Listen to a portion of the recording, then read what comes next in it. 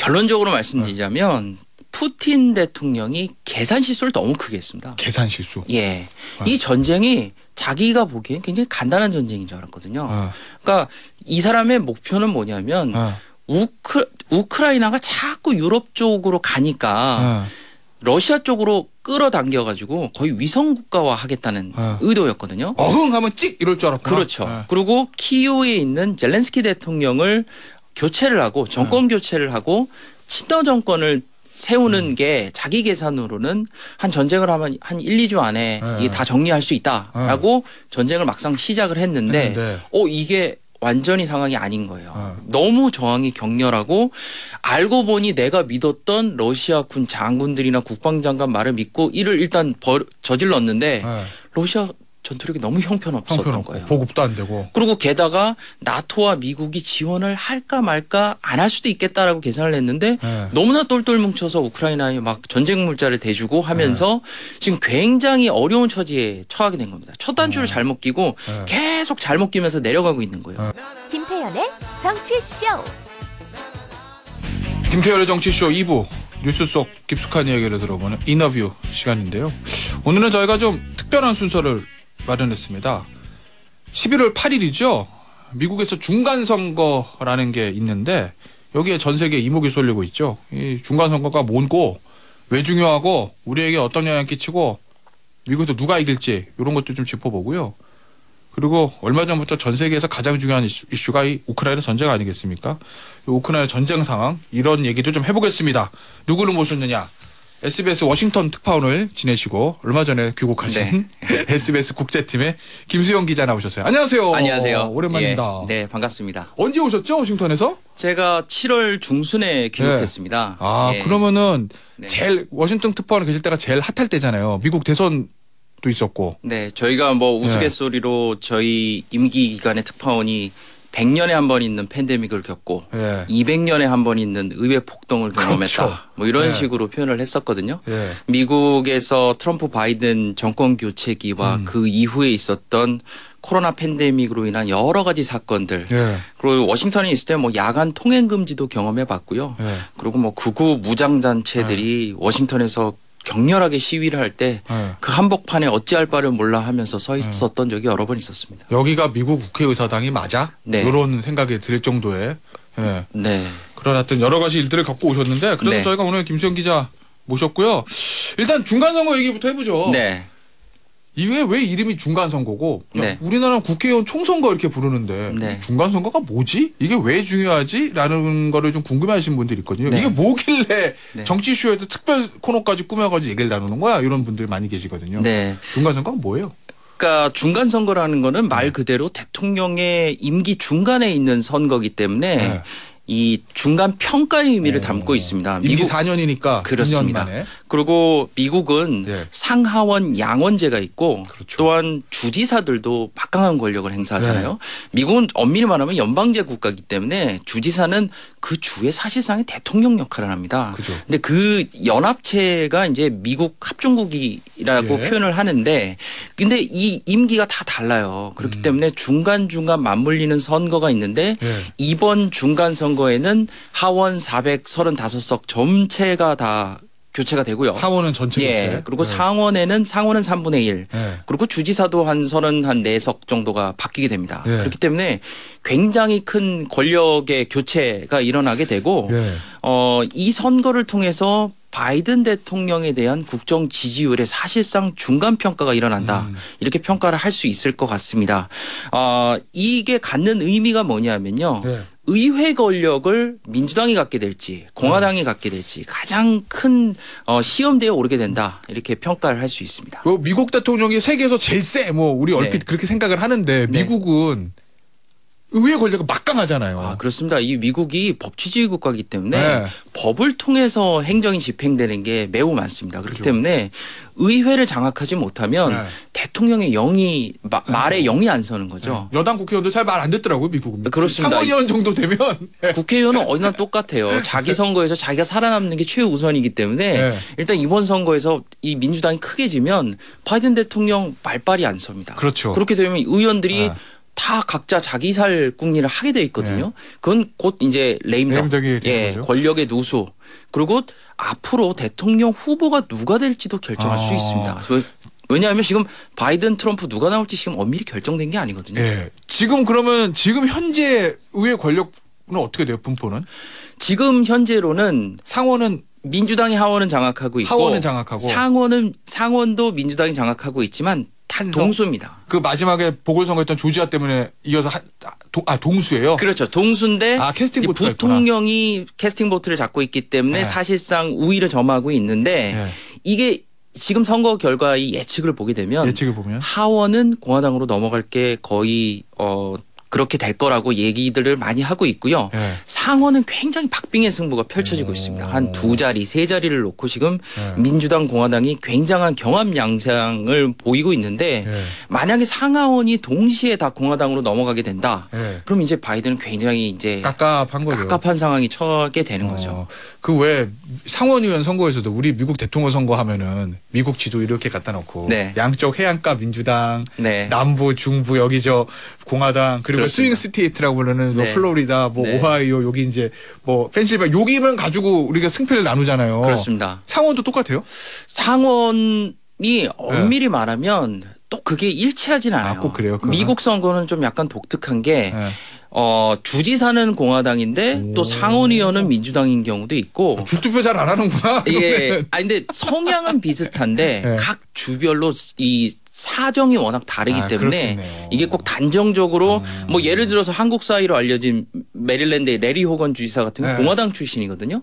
근데 거기가 완전 민주당이 텃밭입니다. 그러니까 주지사는 또 공화당 주지사가 나오는 경우도 있고 이렇게 좀 엇갈려서 지지세가 정해지는 경우가 있기 때문에 딱 어떻다라고 이 단정 짓기는 어렵죠. 그 얼마 전에 뭐 미국 대통령 선거에서는 바이든이 이겼잖아요. 네. 그때 같이 치러진 선거에서도 민주당이 좋은 성적을 거뒀잖아요. 그렇습니다. 그리고 사실은 뭐 트럼프를 지지하시는 미국 분들도 꽤 많겠지만 말씀하신 대로 의사당 난입 사건도 있었잖아요. 네. 그 민주주의 국가인 미국에서 있을 수 없는 일이 벌어진 거잖아요. 네. 트럼프에 대한 비판도 많았잖아요. 그렇습니다. 근데 왜 지금 민주당이 힘을 못 쓰는 거예요? 중간 선거에서 2년 만에? 뭐 여러 가지 이유를 들 수 있을 것 같은데요. 일단 가장 큰 이유는 인플레이션과 경제 문제입니다. 돈. 역시. 그렇습니다. 이 먹고 사는 문제라는 거는요. 어느 나라에서도 선거에서 가장 중요한 이슈입니다. 그죠. 제가 워싱턴에서 돌아오기 7월 달에 돌아왔는데 주유소에 갈 때마다 화가 나요. 기름값이 지난주하고 또 다르네? 이번 주가 또 다르네? 계속 물가가 오르거든요. 우리나라는 비슷하다면서요. 그러니까 미국은 어떻게 보면 우리보다 좀 더 빨리 그런 물가의 폭등을 경험을 했고요. 그게 이제 사람들의 좀 분노를 자극하는 면이 있습니다. 그러니까 대통령이 무능한 거 아니야? 경제가 제대로 되고 있는 거 맞아? 이런 회의와 의문감이 굉장히 크고 있고 그런 점에서 민주당이 어떤 수권 정당으로서의 좀 믿음직함 이런 거를 유권자들에게 제대로 심어주지 못한 면이 분명히 있죠. 그러면은 백인 유권자들이 그래도 트럼프가 낫다 뭐 이렇게 생각할 수도 있다라는 거죠. 그게 꼭 백인 유권자들뿐만이 아니라 트럼프의 그런 백인 유권자들 그 지지층들이 있어서 제가 그렇게 예. 그 여러 가지 인종들이 있지만 또 미국은 이 공화 민주의 양당 체제잖아요. 근데 이게 꼭 어떤 특정 인종의 줄투표다라고 또 단정 짓기는 좀 어렵습니다. 뭐 히스패닉이나 흑인은 당연히 민주당세가 강하지만 또 히스패닉의 분포를 보면 또 은근히 또 공화당 지지세가 높은 면도 있고요. 예. 만약에요. 이번에 중간 선거에서 공화당 이긴다. 그러면은 2년 후에 있을 대통령 선거에 트럼프 또 나옵니까? 제가 보기에는 선거에 저도 나올 것 같아요. 저도 나와요? 이게 뭐 내 돈 가지고 내가 나간다는데. 트럼프 대통령은 뭐 출마 의사는 제가 보기엔 거의 확실하고요. 근데 그 시기를 다만 조율하고 있는데 지금 문제가 지금 수사가 벌어지고 있지 않습니까? 뉴욕 검찰에서 수사한다고. 미국은 사실 전직 대통령에 대한 수사가 굉장히 금기시되는 영역이었거든요. 지금까지. 그러니까 이 경험해보지 못한 상황이 지금 벌어지고 있는데 대통령이 그러면 수사를 받고 기소가 되면 어떻게 하지? 뭐 여러 가지 의문점들이 들잖아요. 근데 트럼프 전 대통령은 그런 거에 별로 아랑곳하지 않고 나는 무조건 출마하겠다라는 의사가 좀 암암리에 많이 보여지고 있습니다. 얼마 전에 외신 보니까 미국 공화당에서 하원이랑 상원 의원 선거할 때도 후보들 경선하잖아요. 공천해야 되니까. 대부분 트럼프를 지지하고 친 트럼프 성향의 사람들이 대부분 후보를 땄다던데 맞습니까? 그렇습니다. 그래서 트럼프 전 대통령의 정치적인 영향력이 결코 미국 내에서 무시할 수 없다라는 얘기가 나오고 있는 거고요. 공화당 후보는 될 수도 있다는 얘기구나. 그렇기도 하고요. 트럼프 전 대통령이 이 경선 과정에서 영향력을 행사해서 후보를 많이 바꿨어요. 그렇기 때문에 오하이오에 그 제이디 벤스라는 그 힐빌리의 노래라는 그 책을 쓴 유명한 저자 출신의 후보가 있는데 이분은 원래 트럼프에 대해서 비판적인 사람이었습니다. 왠지 그럴 것 같아 딱 느낌이. 예. 근데 뭐 트럼프에 대해서 히틀러라고 얘기한 적도 있었고 굉장히 비판적이었는데 선거를 임박해서 이제 후보가 되겠다는 의사를 표현하고 점점점 사람이 바뀌더니 이제는 완전히 트럼프 성향이 됐거든요. 아, 그래요? 예. 그리고 트럼프 전 대통령이 이분을 지지하면서 원래 나 비판하는 사람 많지만 걔 이제 내 편이야 라고 하면서 지지 선언을 하면서 후보가 바뀌어버렸거든요. 그러니까 이런 막강한 영향력을 행사하고 있기 때문에 트럼프 전 대통령을 빼놓고 공화당을 얘기하기는 어렵고 사실 트럼프 전 대통령이 대통령 시절에는 공화당은 거의 트럼프당이라고 표현을 해도 될 정도로 막강한 권한을 행사했죠. 미국도 우리나라랑 비슷하네요. 대통령이 되거나 대통령 후보가 되면 당이 순식간에 장악되는. 어떻게 보면 좀 더한 면도 있는 것 같습니다. 예. 그러면 트럼프 나온다 치고 바이든 대통령은 어떻게 됩니까? 재선 전망이 뭐 안 나올 수도 있다 뭐 이런 얘기도 막 있잖아요. 고령이고 뭐 이번 중간 선거 결과에 따라서 좀 변수는 좀 있을 것 같습니다. 지면 지게 되면 바이든 대통령에 대한 세대 교체론이 좀 일게 될 가능성이 커요. 그런데 이 공화당 같은 경우에는 후보가 트럼프 전 대통령이 나온다라는 걸 가정했을 때는 또 민주당에서 가장 경쟁력 있는 후보가 누구냐 하면 또 바이든 대통령입니다. 왜냐하면 둘이 연령대도 비슷하고 이 경쟁 구도가 좀 비슷하잖아요. 그 바이든 대통령은 속으로는 내심 공화당에서 트럼프 전 대통령이 나오면 그래도 내가 제일 해볼 만하다. 또 바꿔서 공화당에서 트럼프 전 대통령이 아닌 다른 후보가 나오게 되면 좀 젊은 후보가 나오게 된다. 그럼 바이든 대통령 굉장히 불리해요. 그렇죠. 고령의 그러니까 이 서로가 서로에 대해서 경쟁 관계지만 또 다음 대선을 위해서는 좀 필요한 사이이기도 한 좀 묘한 관계이기도 합니다. 왠지 두 분한테 죄송한데 악화가 양화를 부축하는 약간 이런 느낌도 들고. 알겠습니다. 저 미국 중간 선거는요 이제 결과 나오면은 저희가 또 김수영 기자 한 번 더 모셔서 저 결과 분석하는 시간 가져보도록 하겠고요. 우리 김수영 기자께서 워싱턴 특파원 하시면서 우크라이나 전쟁 굉장히 많이 좀 취재하셨잖아요. 그리고 유튜브 채널 운영하시는 거 있죠. 글로벌 인사이트. 네. 여기서도 관련 인터뷰도 많이 하신 것 같던데. 네. 워싱턴 특파원 때 그런데 우크라이나 전쟁 러시아 특파원도 아니신데 거기를 뛰어드신 이유가 특별한 이유가 있나요? 이게 우크라이나 전쟁이 몇 가지 사정이 있었습니다. 이 개전 초기에 굉장히 상황이 막 펼쳐지고 있었거든요. 미국에서 백악관에서 하루가 멀다 하고 전쟁 관련한 브리핑을 하고 영미권 언론들은 거의 전력 투구를 하면서 취재를 하고 있는 상황이었거든요. 그런데 이게 우리는 좀 독특한 사정이 있는 게 현지에 들어가려면은 이 취재 허가를 받아야 되는데 개전 초기에 한국 언론들이 우크라이나에 진입 자체가 좀 어려운 상황이었습니다. 근데 이게 전쟁을 맞닥뜨리고 과연 무슨 일이 벌어지고 있느냐를 두고 취재를 하고 싶은 생각이 들었는데 진입할 수 있는 저희 현지에 취재진이 들어가지 않는 상황에서 지금 좀 분위기가 바뀐 게 화상 인터뷰에 전 세계인들이 굉장히 익숙해져 있는 상태였거든요.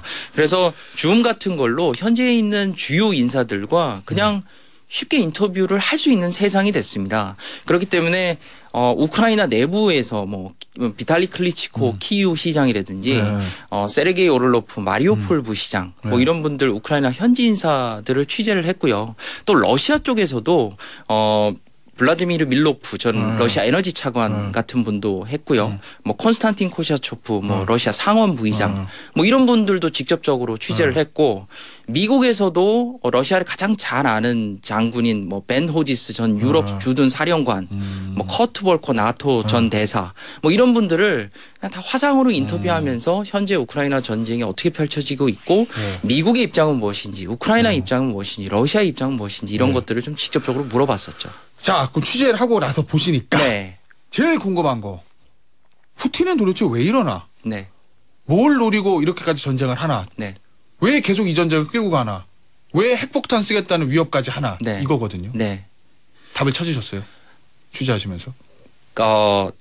결론적으로 말씀드리자면 푸틴 대통령이 계산 실수를 너무 크게 했습니다. 계산 실수. 예. 이 전쟁이 자기가 보기엔 굉장히 간단한 전쟁인 줄 알았거든요. 그러니까 이 사람의 목표는 뭐냐면 우크라이나가 자꾸 유럽 쪽으로 가니까 러시아 쪽으로 끌어당겨 가지고 거의 위성 국가화 하겠다는 의도였거든요. 어흥하면 찍 이럴 줄 알았구나. 그렇죠. 그리고 키이우에 있는 젤렌스키 대통령을 교체를 하고 정권 교체를 하고 친러 정권을 세우는 게 자기 계산으로는 한 전쟁을 하면 한 1, 2주 안에 이게 다 정리할 수 있다라고 전쟁을 막상 시작을 했는데 이게 완전히 상황이 아닌 거예요. 너무 저항이 격렬하고 알고 보니 내가 믿었던 러시아 군 장군들이나 국방장관 말을 믿고 이를 일단 저질렀는데 러시아 전투력이 너무 형편없었던 거예요. 보급도 안 되고. 그리고 게다가 나토와 미국이 지원을 할까 말까 안 할 수도 있겠다라고 계산을 했는데 너무나 똘똘 뭉쳐서 우크라이나에 막 전쟁 물자를 대주고 하면서 지금 굉장히 어려운 처지에 처하게 된 겁니다. 첫 단추를 잘못 끼고 계속 잘못 끼면서 내려가고 있는 거예요. 그러다 보니까 더 쓸 수 있는 카드가 없어요. 지금 오죽하면 병사가 없어서 부분 군 동원령을 내렸지 않습니까? 그러니까 병사가 없으니까 이제 징집을 해갖고 사람을 모집을 해갖고 막 전쟁에 보내놓은 상황에서 그래도 우크라이나가 밀리지 않고 오히려 동북부 지역은 탈환을 하고 헤르손 지역은 러시아를 애워싸고 이런 상황이 되니까 할 수 있는 게 뭐가 있겠습니까? 핵무기. 우리가 갖고 있는 제일 센 무기 핵무기 자꾸 이렇게 들어오면 우리 핵 쓴다? 핵 쓴다? 우리 몰아세우지 마라고 어떻게 보면 좀 좌절감의 표현이라고 볼 수 있죠. 좌절감의 표현. 네. 이건 뭐예요? 왜 얼마 전에 뭐 포세이돈 뭐 종말 무기 뭐 이런 보도 한번 있었는데 더티밤? 네. 이 이름부터가 더티하다 진짜. 네. 더티밤을 쓸 수 있는 이건 뭐예요? 더티밤. 더티밤은 뭐 예를 들면 다이너마이트 같은 걸 배낭에 넣고 거기에 방사성 물질을 같이 넣고 뭐 누가 자살 폭탄 테러 같은 걸 한다 이런 좀 끔찍한 일을 저질렀을 때 폭탄만 터지는 게 아니라 방사성 물질이 주변에 다 흩어지게 되잖아요. 그런 식으로 주위를 방사능을 오염시키는 것과 더불어 재래식 무기를 통해서 인명을 살상하는 그런 거를 더티밤이라고 표현을 하죠. 올해 핵무기 쏘면은 발사하면은 탐지되잖아요. 초기에 그것도 힘들겠네요. 더티밤 같은 걸로 하면. 그렇습니다. 이 더티밤은 엄밀히 말하면 어떤 정규군이 사용하는 무기는 아닙니다. 테러리스트가 쓰고 테러리스트들이 사용하는 무기로 보통은 분류가 됐었고요. 그래서 더티란 표현을 붙였구나. 그렇습니다. 그리고 사실상 더티밤이 실제로 사용된 전례를 찾기가 좀 어렵거든요. 근데 지금 러시아가 더티밤을 우크라이나가 쓰려 한다라는 얘기를 계속하고 있잖아요. 우크라이나가 쓰려 한다는 얘기를 한다고요? 근데 러시아의 행동 패턴을 보면 자기들이 하려는 작전을 상대가 한다라고 계속 얘기를 해요. 거꾸로. 그러니까 이걸 러시아의 거짓 깃발 작전이라고 표현을 하는데 우크라이나 입장에서는 아니 우린 생각하지도 않고 있는 거를 자꾸 러시아에서 한다고 얘기를 하네. 저거 러시아가 하려는 거 아니야. 그러니까 미국, 나토 전부 다 러시아에 더티밤 쓰면 안 돼라는 경고를 하고 있는 거죠. 더티밤이든 포세이돈이든 아니면 그냥 뭐 전술 핵무기든 네. 푸틴이 핵 버튼을 누를 가능성이 있다고 보세요? 가능성이 실존합니다. 하지만 가능성이 매우 낮습니다. 매우 낮다. 예. 다행이다. 왜냐하면 핵무기를 쓰는 거는 간단한 문제는 아닙니다. 근데 핵무기를 러시아가 만약에 쓰게 됐을 때 뒷감당을 해야 됩니다. 뒷감당. 예, 뒷감당을 해야 되는데 제가 최근에 블라디미르 밀로프라는 러시아 에너지 차관과 전 러시아 에너지 차관과 인터뷰를 했어요. 이분이 누구냐면 나발리의 최측근, 푸틴이 가장 두려워하는 야당 인사 지금 감옥에 있는 상태인데 그분의 최측근이면서 야당 정치인인데 이분이 2013년도에 러시아 내부에서 군수 부총리가 실제로 공개했던 워게임 결과를 저한테 얘기를 해줬거든요. 개전 6시간 만에 러시아가 진다. 미국한테? 네. 전면전 붙으면? 이게 핵을 쓰게 되면 미국이 재래식 전력만으로도 러시아를 6시간 만에 무릎 꿇릴 수 있고 개전 몇 시간 만에 러시아의 핵 전력의 90%가 파괴된다. 왜냐면 러시아 우크라이나 전쟁하는 거 보니까 제가 봐도 그럴 것 같아요. 예, 그게 2013년도의 결과인데 밀로프 전 차관이 뭐라고 얘기를 하냐면 지금 상황은 더 나빠졌다. 그 미국이 위성으로 러시아의 전체적인 군사 현황을 다 파악을 하고 있습니다. 그렇기 때문에 만약에 핵이라는 어떻게 보면 좀 용서받기 어려운 그런 전쟁 무기를 쓴다라고 하면 대응을 하지 않을 수 없다는 거죠. 그러니까 미국이 개입을 하게 됐을 때 러시아가 과연 이걸 감당할 수 있겠느냐. 지금은 우크라이나 대 러시아의 싸움이지만 핵을 쓰게 되면 미국 대 러시아의 싸움이 될 가능성이 크고요. 그리고 핵을 쓰게 되면 이 우크라이나는 러시아와 국경을 맞대고 있습니다. 러시아 식량 생산의 30%가 그 주변에서 생산이 되거든요. 그러면 방사능에 다 오염이 되게 되면 식량 생산을 하기가 굉장히 어려운 상황에 처하게 됩니다. 러시아도 경제적으로 굉장히 어려운 상황이 되겠죠. 알겠습니다. 야, 이거 마지막 질문 한 1분 남았는데요. 네. 전쟁이 어렵잖아요. 네. 푸틴이 그 흔들흔들 하잖아요. 푸틴의 권력이 균열이 생겨가지고 야당이 집권하고 푸틴이 권좌에서 내려오고 이럴 가능성이 있습니까? 그게 서방 언론들도 그런 예측을 많이 하는데 밀로프 전 차관은 상당 기간 그럴 가능성은 거의 없다라고 얘기를 합니다. 왜냐하면 기반이 공고하구나. 예, 그렇습니다. 쿠데타에 대한 어떤 좀 공포감이 있거든요. 러시아 권력자들. 예전에 고르바초프 시절에 실제로 쿠데타가 있었고 쿠데타가 발생하기 어려울 정도로 이미 정리를 해놓은 상태고 일단 겨울이 지나야 됩니다. 에너지 전쟁을 유럽과 벌이고 있기 때문에 이 전쟁의 결과를 봐야 앞으로 러시아 권력의 향배를 예측할 수 있다. 이렇게 얘기할 수 있을 것 같습니다. 알겠습니다. 야, 오늘 저 김수영 기자 모시고 미국 중간선거부터 우크라이나 전쟁까지 짚어봤는데 너무 재밌는데요. 저희 다음에 한 번 더 기회 잡아서 우리 김수영 기자 모시고 중간선거 결과하고 우크라이나 전쟁 얘기 한 번 더 해볼게요. 지금까지 SBS의 국제팀 김수영 기자였습니다. 감사합니다. 감사합니다.